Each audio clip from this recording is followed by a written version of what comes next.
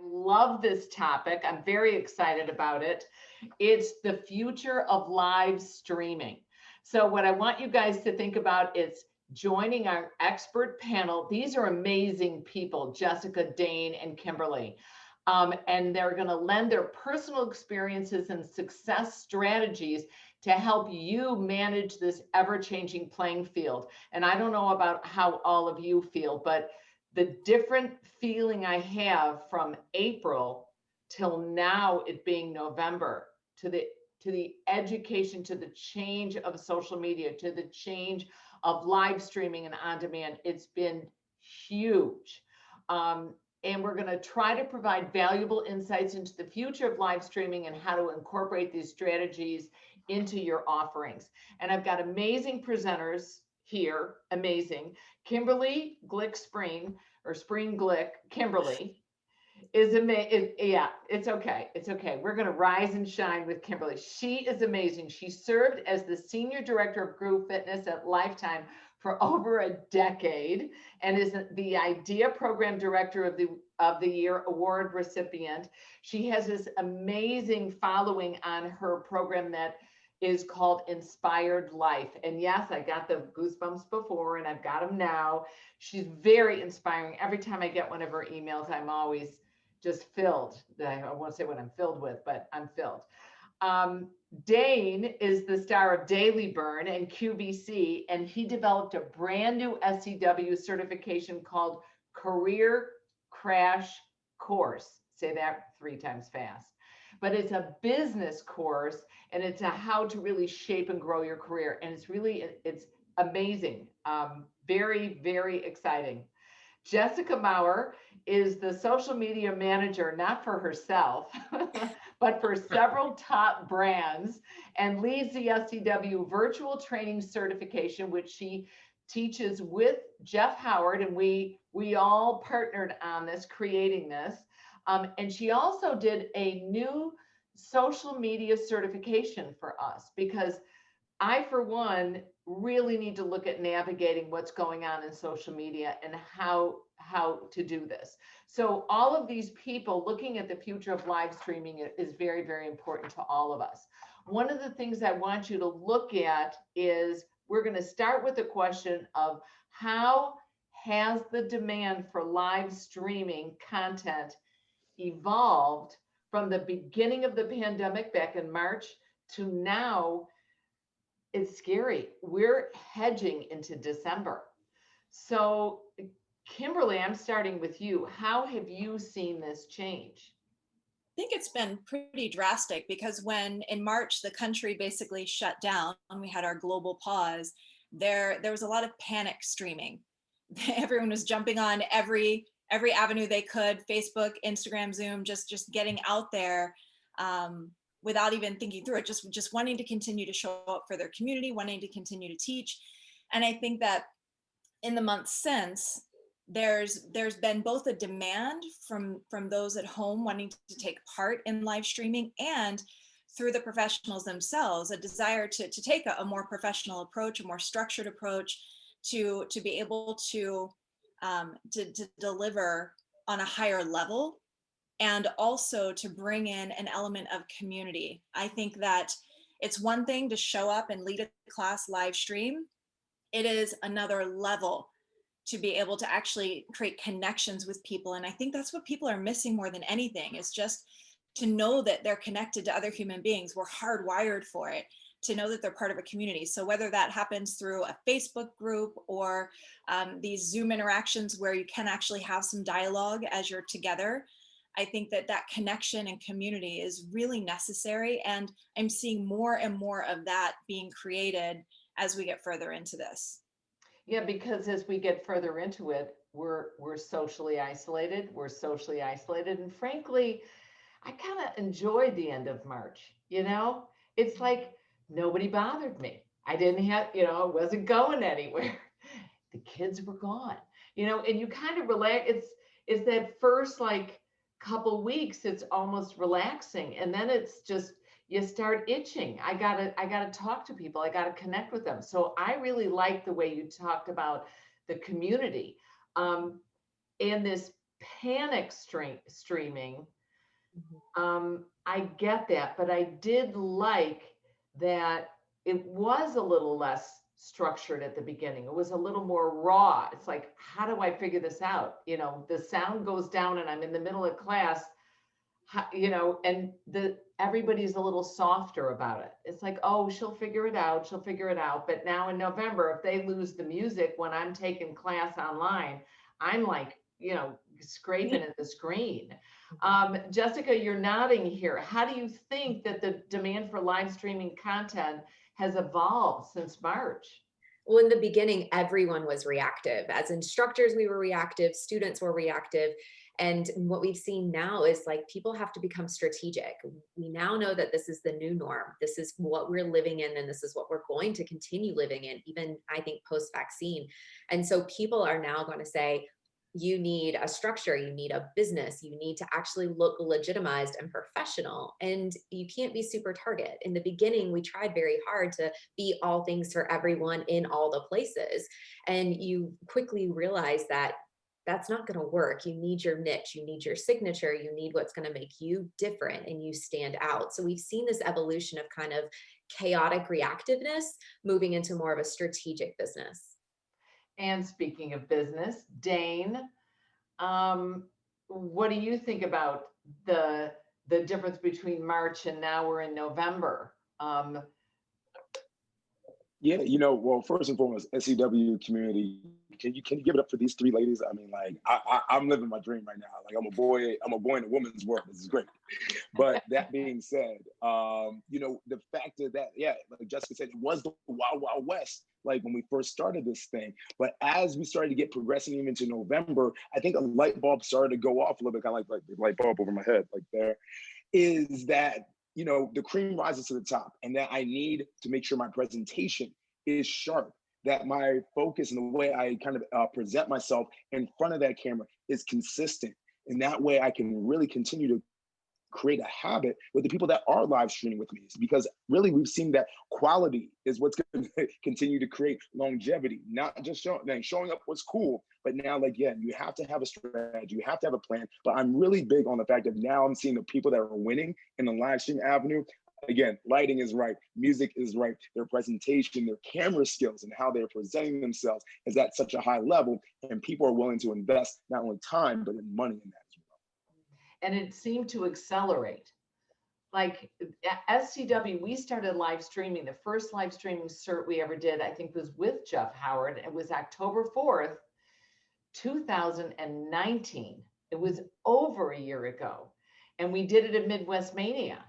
And it was this, oh my God, how do we do this? How do we do this? How do we do this? And now everybody is getting smooth at how to do this. We're doing a program called Mania Now, which is the whole recorded convention, 200 sessions. We figured out how to record it, those 200 sessions, and make it available to people. And when we were doing our FAQ section, the frequently asked questions, we had questions in there. How should I dress? How should I set up my room? How should I? And I'm like, delete, delete, delete. People know that now. We know if we're going to participate in live streaming, I got to set my camera up so I can see it. I got to make sure that, the ottoman is moved in my living room so I have enough space to work out. It's interesting how things have evolved. And if you guys have questions, all right, here we go. Nancy, got a good question here. Do you feel that virtual students will get bored with this format? Are they going to get bored with live streaming socially as well as physically? And how do we keep things fresh and interesting? Okay, I think we need 3 hours to answer this. But Jessica, I'm going to start with you. Do you think that virtual students are getting a little bored or a little sick of staring at a screen? I think in the summer, everyone kind of hit that lull of being tired of being on the screen, trying to figure out when this was over. And we've really adapted since then. In the fall, we're moving into a zone where it's now very normal, very comfortable. I don't think there's going to be a boredom associated with it, but I think what we have to remember is there are different radio stations for different reasons. People like different music. They like to digest and ingest their fitness differently. Like you walk into a clothing store and there are 17 different companies that make jeans. It's the same exact pants. It's just presented a different way because it fits people differently. We have to remember fitness is the same thing. There's going to be people who stick virtually and stay virtually. They never go back. And then they're going to have people who are so ready to never log into Zoom again that when their gym opens, they are running for it. You're going to have people who are tired of it being on virtual and they only want to do it on demand. They only want to do recordings because they have insomnia and yoga at 2 a.m. feels great. So we have to remember that different people are going to like different things. And so you're going to get an influx of people that are coming in and out in virtual, in and out of live, and in and out of on demand. And we are just there to serve the people that we know that are part of our tribes and that we can help. I'm going to ask Kimberly, we had a conversation about this, about like there were all these people showing up to webinars and then it seems to have settled. And then are they what, so please share with us. Well, I think that when it comes to the virtual offering, I do believe live stream is here to stay. It was the tip of the spear for several months under the obvious circumstances. But if we look prior to the shutdown, live streaming existed and online fitness existed. Peloton existed before the pandemic hit, so virtual was here. It's just the pandemic poured gasoline on the fire. So we kind of have gone now fast forward in this direction. And so there is the element of live streaming, but then one of the things that Sara and I were talking about that is also becoming a huge desire for people is on demand. They do want the content, they want to work out with you, they want to have some form of connection, but they want to do it on their own time when it works for them. And so whereas, especially as people are getting back to some form of new routine for their lives, whereas in perhaps April and May, they had nowhere else to go. So whatever day, whatever time you were streaming, they're available, no problem. But as things kind of get back in place, people's availability will shrink, which means on demand is going to be required as well. So I think live stream will continue. I think on demand will continue. And as clubs open, as many have and will open in the future, I think that will be a presence for people too. Like Jessica said, it's the different radio stations. And I think we need to be able to offer it all. So you as professionals need to decide what speaks to you. Do you want to do a little bit of everything, or is live streaming where it's at for you and your heart, or do you want to do on demand, or you just prefer to go back to live teaching when that's an option? You get to decide. I think you're really spot on with that. Peter Shannon is actually running our this webinar right now. And before we started, we know that there were 180 people that are registered for it. And sometimes we think, I said, Peter, what do you think? And he's like, boom, I think we're going to get 90 or 80 people that are going to show up because the rest of them watch it on recordings. And I'm looking down there, we're exactly at 79 right now. And as we get into 6:15, we'll be popping right at 80. He can predict now because people like the recordings. And the other thing, Jessica, I really like what you said as well, that it's the different pant size, okay, which seems to be getting a little bigger as the pandemic progresses. Yeah, we're all sitting down, thank God, and you can't see the sweatpants. But I do know that I actually am a member of the YMCA, and when it opened, I wear my mask and I go to my class and it's socially distanced. I bring my own equipment and I go. But this morning, I know I had a call and I couldn't drive there and drive back and be late. So I live streamed it in my basement. And I was like, bingo, it's the convenience. Right now, it may be 75% live streaming and 1% or 1% live because of the restrictions from COVID county and statewide. But I think that's going to flip. I think 75% will be live, but still that 25% has that webinar, has that business call. I'm going to do it in my basement and then come right up, and do it. Dane, where do you see this change from what's happening? What's the, It's an that Nancy said, she said, do you feel that virtual students are going to get bored with this format socially as well as physically? And how do we keep it fresh and interesting? I would say number one, like you said, like Kim said, like live streaming is here to stay. Like it's if you don't believe that live streaming and virtual fitness, on-demand fitness is here to stay, then I have like a blockbuster franchise I want to sell you. You know, like it's just an evolutionary kind of thing where again, 2020 has really shaped a lot of our habits now. Where you think about like everything's deliverable, everything's on my time. I can do it in the convenience of my own home there. So if you're going to check the box off saying yes, live stream is going to be here, even when a vaccine is out and we return to some sort of normalcy, it will be part of people's lives. Like you talked about with your own situation where like, listen, I got things going on. I'm going to fit my fitness in when I can and not going to be kind of routinely structured. We see the same thing with TV and movies, you know, across the board and whatnot, where, you know, I can watch, we talked about Grey's Anatomy. I can watch Grey's Anatomy anytime I want. I'm not constricted to an 8 p.m., you know, time frame to watch what I want to watch. Now, how do we keep it fresh? How do we keep it consistent? It's really one of those things where going back to what Jessica said, we joked before this call, before we got started, like you asked all fit pros back in March, like, who do you serve? Who's your audience? Everybody. And all of us are always like, wrong. No. Find who's going to watch your station consistently. That'd be number one. So you're talking to an audience. They love tuning in. They love what you have to provide because you're speaking to them. And you have to be okay with like your radio station, your TV stations, not for everybody. Totally cool. But on how do we keep it fresh? Be known for something. What's your signature? What's something that's going to be consistently yours that you provide on your training solution? It may be Pilates and a TRX fusion. It might be a Zumba and a dumbbell strength kind of combination. Whatever your training solution is, make that your signature. That's what you're known for. And that's what people will consistently come back to. Yeah. And now Gavin has asked a question. When live streaming via Zoom, what's the best way to generate revenue? Is it through monthly subscriptions? Is it through taking donations? Is it, you know, what do you guys think? Or is there a better platform than Zoom to accomplish that? Jessica. There are a lot of platforms out there that are available for live streaming and on demand, especially that are made specifically for fitness.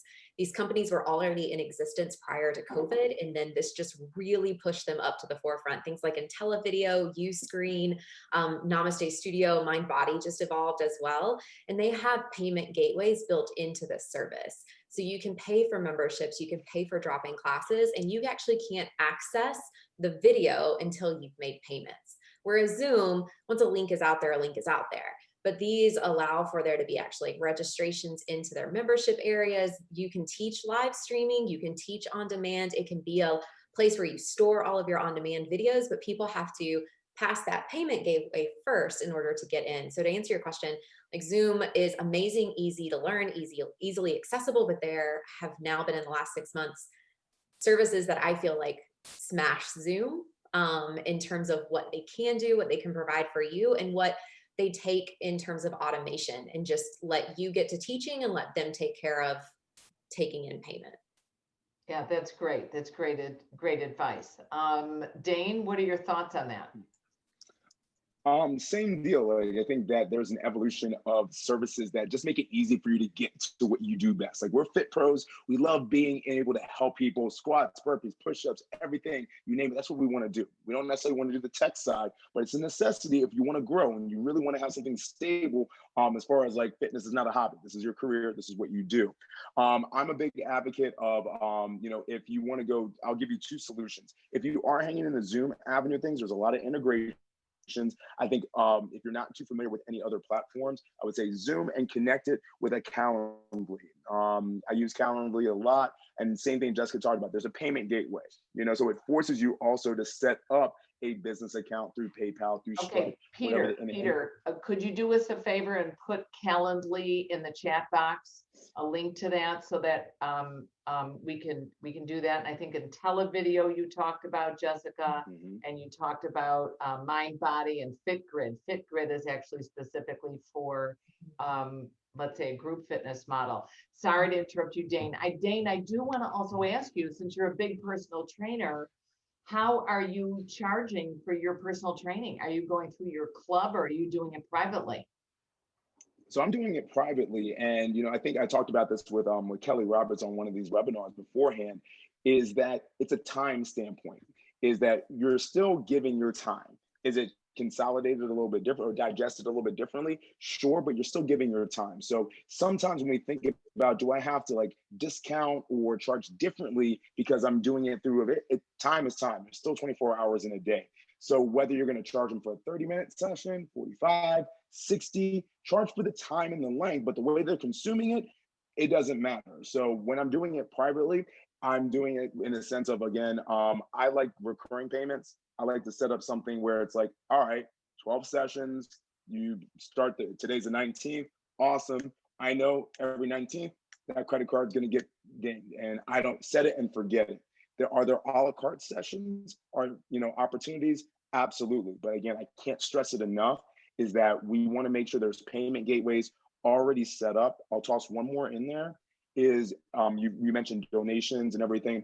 I like to, some of my friends over at Spaces by Talent Hack, we've also defined it as flexible pricing, saying like, hey, it's an easy way to get first timers or people that are just filling it out into, one of your sessions, and saying, hey, based on what your experience is or what's going to be, usually people that first do a session with me invest anywhere between 10 to 20 bucks. Something easy, low barrier of entry. You kind of let them decide, but once they pay you, once they give you an exchange of income of their, fitness disposable income, the relationship changes, and it makes it an easier ability to get them into investing into you. And I really like what you highlighted, Dane, a recurring line of revenue. If anybody on this call is looking at charging and you're really looking at making revenue, I'm going to tell you, I've been in business. We've been running Mania conventions for 35 years, okay? I've made every single mistake in business that anybody can make. The number one thing I recommend recurring line of revenue. If you set them up paying $29.95 a month for unlimited classes, you've got to set it up in QuickBooks or whatever system you're going to work with, that it's automatically deducted. They don't want to have to, send you a Venmo, all right? They don't want to have to do that every week. And then you have to remind them and you feel kind of icky about it. You have to, it's just automatic. And then they have to respectfully request to not have the recurring line of revenue. So they have to disconnect from it. That's what I would definitely look for. Now this is very interesting. This is from Leslie, and I know we're getting off some of the questions that we wanted to address, but we're kind of jumping through them.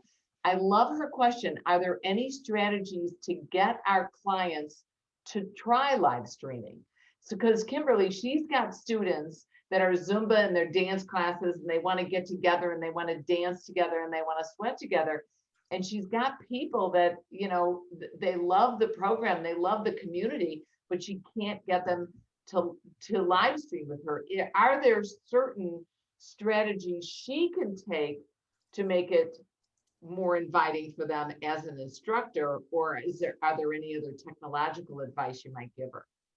Yeah, I know, Leslie, it's a great question. And I think that the best thing we can do is everything within our power to create the feeling of community in the virtual space, because that's what people are missing. Yes, we're missing the hugs. I get it. I'm a hugger too. But I have learned that this ability that technology has given us to be able to connect in this way, like we are right now, is the next best thing. And so perhaps a bit of encouraging, it could be that maybe you invite them first to more of a happy hour or a more of a social opportunity to come together. And then maybe you set up a Zoom and you and this community come together and you just reconnect. And in this online space, whether it is your current clients or past clients that you're trying to draw into the online space, or you're trying to open your world up to new clients, which the beauty is that this technology, it now is not limited to geography or time zone to the degree we're talking about on demand. It's a beautiful thing. But in this online space, you really do need to build what's called the know, like, trust factor. And What is showing that? Could you repeat that again, Kimberly? the know, like, trust factor. The know, like? The know, like, trust factor. They need to get to know who you are, like who you are, because you're speaking to them. You know who it is that you feel called to serve. So you're able to speak to them and have them hear it as, oh, she's talking to me, or he's talking to me. And that's when they begin to trust you. And that's when they're going to take out the credit card. And to Dane's point, you know what, the transformation truly does begin in the transaction. So I saw this coming up in the comments a bit. I know that there are a lot of instructors out there feeling like they have to teach for free, and you don't. You didn't get trained for free. You didn't get your certification for free. You have not spent, all of these years getting good at what you do for free. And so I really want to encourage you to place a value on the worth that you're bringing to the table, for sure, and understand that typically if people aren't going to invest, it's because of a lack of belief in themselves to be able to have success. And so our job is to show up, build the know, like, trust factor, so they're willing to take the step of making a transaction, even if, to Dane's point, it's $5-10 at first. It could be $1. It's the transaction that flips a switch within them that says, you know what, I believe in me, I'm committing to me, and I'm going to show up. The fact of the matter is if people don't pay for something, they tend to not show up as often. It's kind of like ordering a $2 steak. Doesn't sound quite as attractive as maybe a $20 steak. So it's a perception that we're creating as we're building our business here. So I really want to encourage you to put yourself out there authentically, get your messaging out through social media channels, your posting, whether it's a blog or a newsletter or live videos. And I call it attraction marketing, where you're putting yourself out there. Here's who I am. Here's what I stand for. This is my brand. This is what I have to offer. And I truly believe when you put that out there, you're going to attract the people who can benefit from what it is you're doing. I also like, you guys, there is nothing wrong with feeding your kids, planning for their college, setting up a beautiful Christmas tree, right, Dane? Lean over. Being able to lead the life we deserve. So getting compensated is very important. Now, Amy brings up a very interesting point. Amy brings up, people want on demand with today's lifestyle. And she talks about Les Mills charging $9.99 a month and Peloton charging $14.99. Daily Burn, Dane, I don't know what they charge, but $29.99. What is it? $29.99. $29.99. So I look at this and it's wonderful, but it's a screen. And unless I can get to know that person in the screen, I'm going back to Kimberly's community, I want to go on and I want to see, I saw my strength teacher from the YMCA today. I saw Dee and I was so happy to see her. She kind of walked off the screen during the flexibility track. I was like, oh my God, I was like going crazy, but I knew it was her. So I was far more forgiving. But I think about this and I think, what do you guys think about that personal connection and how necessary that is, Jessica?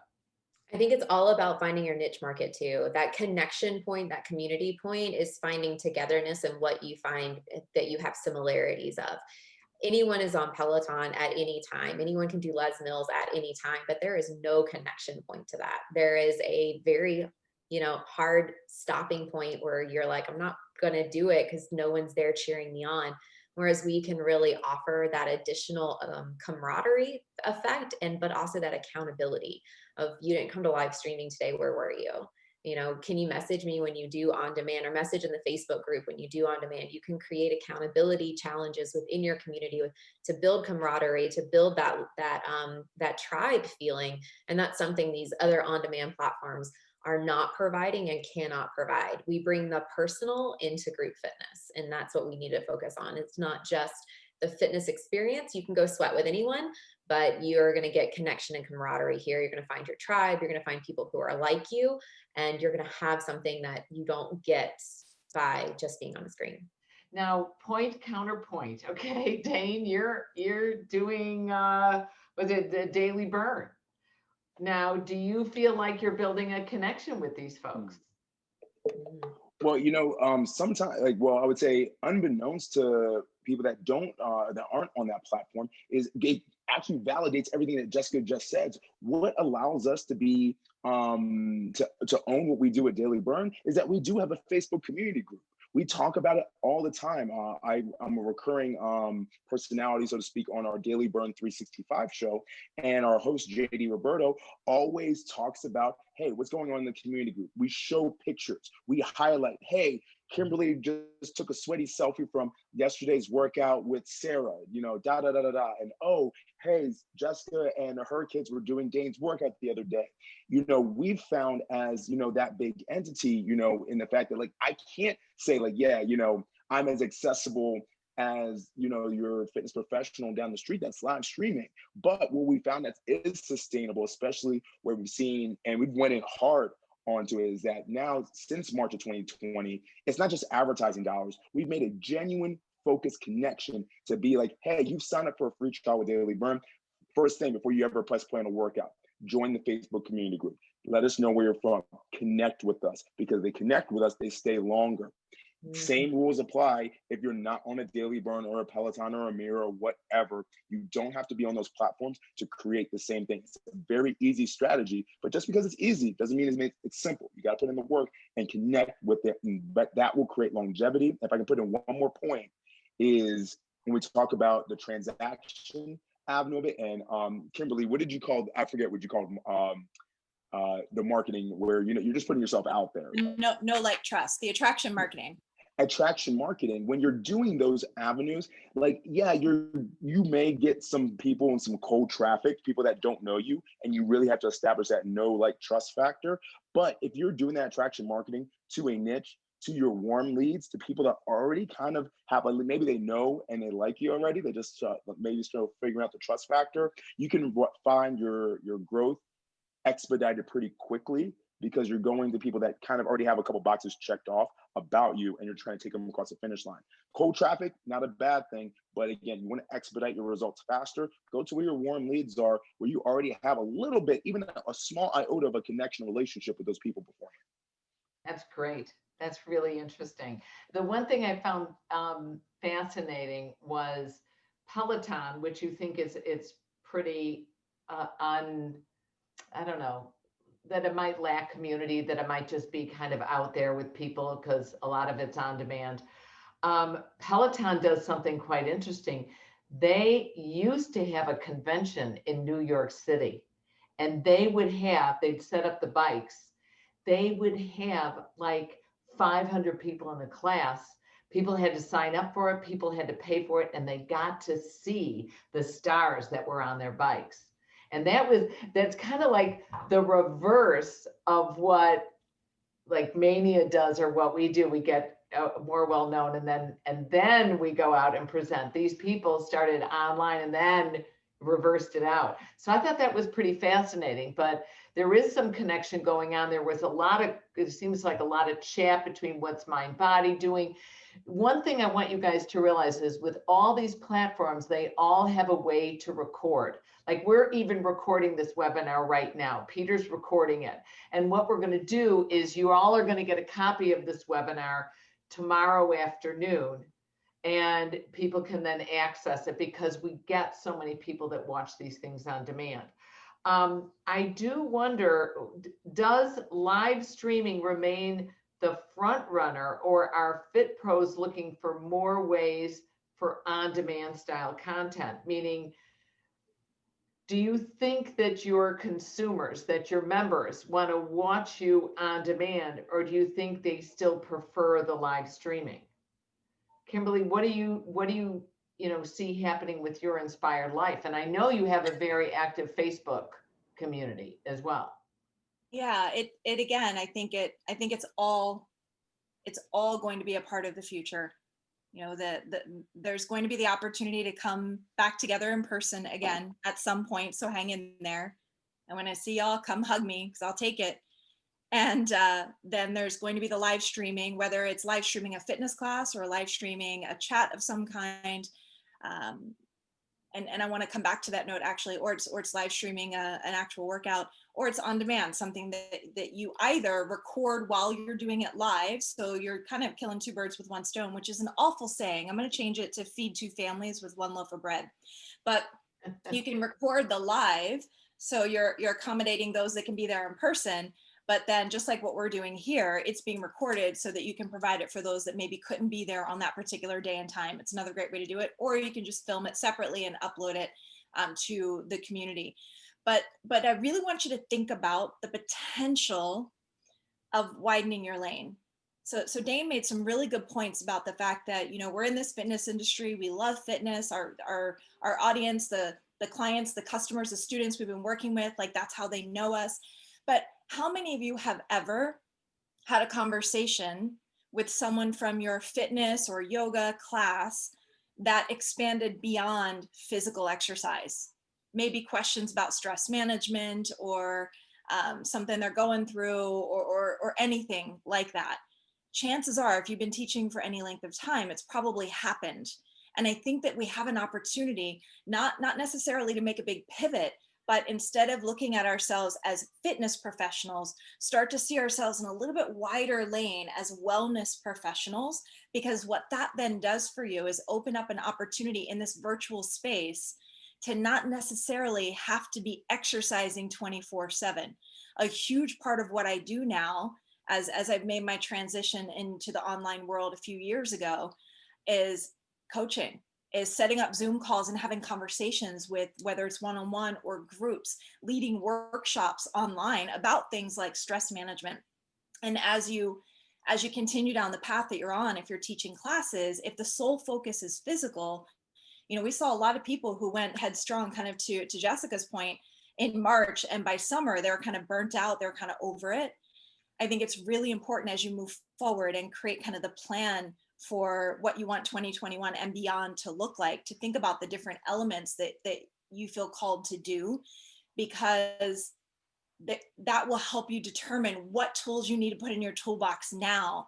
And two tools I really want to encourage you to take: self-care and personal development.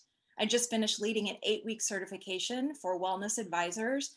And the key piece of feedback we got over and over and over again was how much this took me to a place where that I can honor for myself and for others elements beyond physical fitness, and just taking care of ourselves so that we have the bandwidth needed to make the difference that we want to make. Oh, that's great. That's great. See, this is why I get goosebumps. Okay.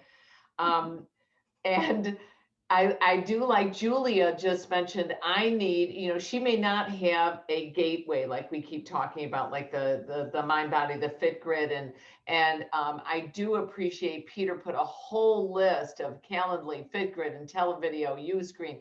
He put all the links in the chat box, which I really appreciate. Thank you for doing that. And then somebody wrote, Julia wrote, I need the language I could use to tell my participants to contribute to me. So if you are doing it on Zoom, like my yoga instructor does it on Zoom, this is outside of the YMCA. And she always says, if you feel comfortable, please make a donation for my professional services. I would really appreciate this. Dane, do you have any other suggestions in that regard? I would say it went back to, again, how sometimes all of us, sometimes as fitness professionals, we got a little annoyed because we were on the side of the conversation of like, yo, like, stop giving away stuff for free. We're not saying that you can't do it as there wasn't any strategy behind giving, you know, a workout away for free. We're just doing it to do it. The strategy should be, I'm taking a prospect and I'm turning them into a lead, I'm turning them into a guest, which eventually is going to turn them into a client. So I would be very, it's going to sound very authoritative, but I would say, minimize the opportunities that you have to put yourself in that situation. Meaning is that like, just be forefront and saying like, hey, you're coming to my Zumba class, it costs this much. Or it goes back to that other conversation that talked about flexible pricing, saying like, hey, anybody spends this much, between this much and this much on this, this type of service, this type of class. But if you do find yourself coming in and doing a free workout and you are asking for donations at the end, I would say, be strong with the pitch. Like, be okay with the pitch at the end and saying that if I was putting myself in that situation, like, guys, like, hopefully you gave me time, which is investment. I want you to continue to invest time, but also I want you to invest in yourself. I want you to invest in continuing to make a difference here. That investment between me and you, guess what? It's simple. It's easy. It's $20. It's $20 so that we can continue to make investments in each other to take ourselves to that next level. All right. So there's a link at the bottom of our comments here and everything like that. Press that, click that as soon as we're done. And before we're done, click that, and let's continue to be invested into one another. Again, that's just coming off the top of my head, but ask for the pitch and be confident in the pitch. I love it. And practice. And Jessica, I'm going to do one, I'm going to call on you in 1 second. Okay. When I was teaching on Zoom, what I did was I literally did, put my Venmo link, Sara Kooperman. I put Venmo and I put it up there and I held it. And you can even take a selfie with that and you can text it to people. And you can also put it, hold it up on your screen, which it sounds really simple, but it's easy. Please. I want to tie Kimberly and Dane's comments together. I think the more that I know, right? The more that you let your people know that you are investing in this as a profession, whether that's through your social media awareness of the workshops you're taking, the leadership things that you're taking, how you're improving yourself as a wellness professional, as a fitness professional, the books you're reading, the classes you're taking, the SEW manias that you're going to, being here on this webinar.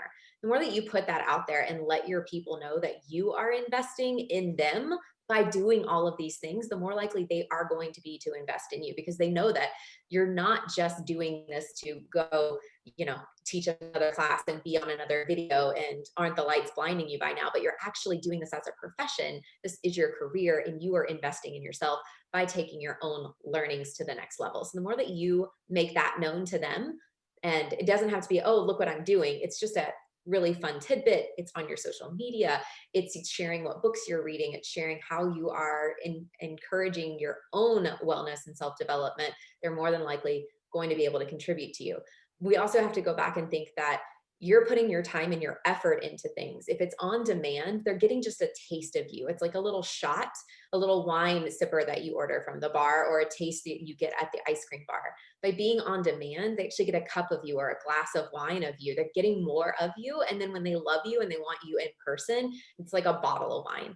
So you should be able to price your structure that way the same, like a little bit of taste, a bigger glass of taste, and the whole package of you. And so giving away a taste every once in a while is fine, as long as you have some way that they can buy a glass and buy a bottle of you. I love that. All right, Kimberly, any comments in that regard? Well, I love the analogy of the glass. I'm not even a wine drinker, but that spoke to me. That was beautiful. It's not vodka, it's water. Prove it. Yeah, well, she was chugging that before we started this live stream, so I don't know.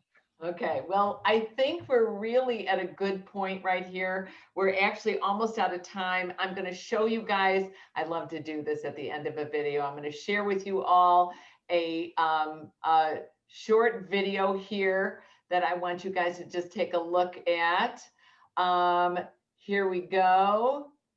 Right now, it's a great program we have coming up.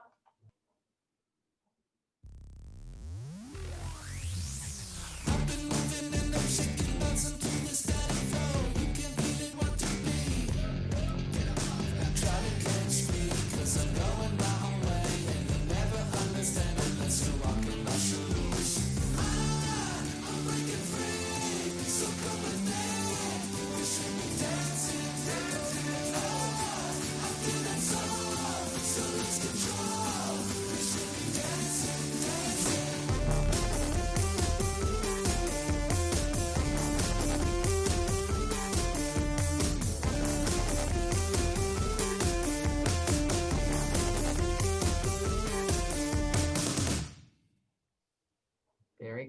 wonderful. Very, very cool. I thank you all for joining us today. Thank you, Jessica. Thank you, Dane. Thank you, Kimberly. And thank you, Peter, for running it. And thank you all for joining us. Look for the recording. We'll put some links in. You guys are asking for some link stuff. But thank you. And everybody have a great night.